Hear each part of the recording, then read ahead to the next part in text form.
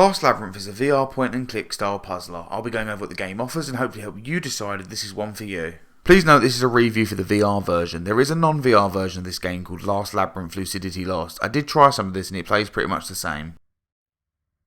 I didn't really grasp any form of a story, however you are trapped in this mansion with various rooms and puzzles. You must escape this horrific place with the help of a girl called Katia. You will guide her to solutions to find your way out, but one wrong move is life and death in this place. After a certain amount of puzzles you will then see a cutscene. These are all very similar but just with different scenarios.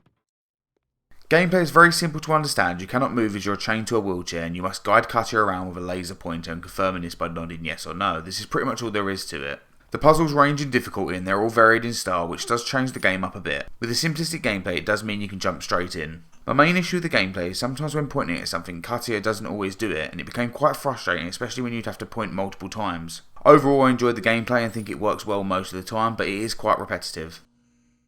Let's go over the audio. Katia speaks a language that you cannot understand and therefore the game is not in English. However, this does add to the overall setting of the game as you're trapped and you can only communicate through nodding yes or no.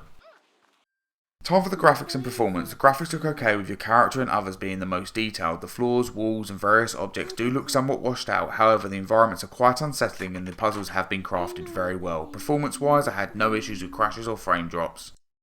I'm happy to say the game features both haptics in the sense controllers and the headset and they are of a good volume to the point you can actually feel them, and it did help add the overall terror to some of the puzzles. In terms of settings, there aren't any comfort adjustments as this game is played seated. I'm happy to say I found it quite a comfortable experience.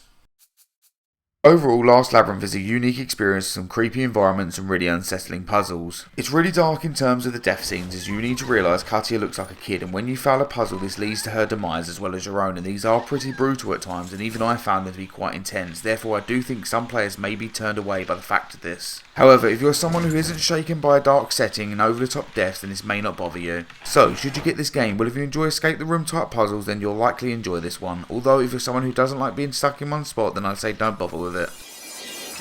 This concludes my review of Last Labyrinth. If you've enjoyed this video then stick around as I intend on covering all PSVR2 games so you'll see the new releases as well as the old. Thanks for watching.